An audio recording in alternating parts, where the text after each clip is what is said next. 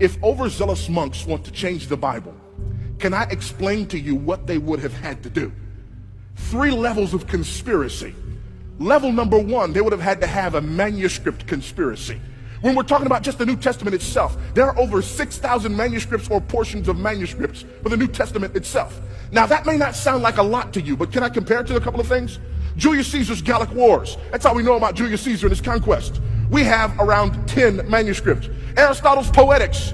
We have nearly 5 manuscripts. When it comes to the writings of Herodotus, we have less than 10 manuscripts. When it comes to the writings of Homer, less than 10 of each of his writings. When it comes to the New Testament, we have 6,000 manuscripts or portions of manuscripts for the New Testament. Folks, that's not even close. Well, you don't have the originals. No, we really don't.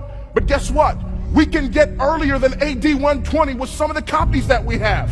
When it comes to Julius Caesar's Gallic Wars, the earliest thing we can put our hands on was written 900 years after the original. But nobody's tearing down the walls in college because they're reading Caesar. When it comes to Aristotle, the earliest thing we can put our hands on was written 1,400 years after the original. But when it comes to the New Testament, we can put our hands on documents that were written within decades of the originals. So if these overzealous monks wanted to doctor the Bible, what they would have to do is find over 6,000 manuscripts, change all of them, not show their ink work, get them all back where they stole them from, and never tell anybody what they did. That's just level number 1.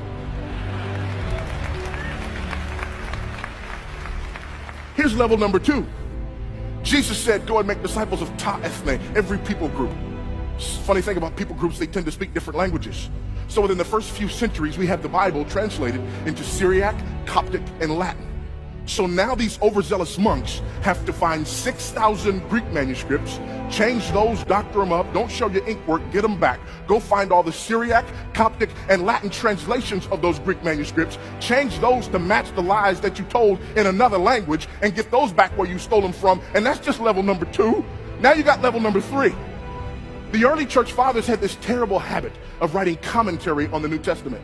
So much so that Bruce Metzger argues, if all we had of the New Testament was the quotations and citations by the early church fathers, we could reproduce over 95% of the New Testament just from their writings.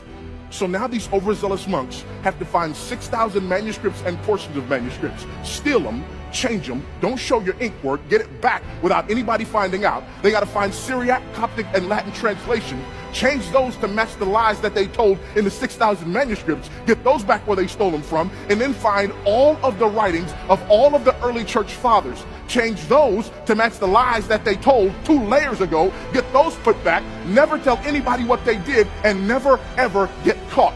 Help you if you believe that.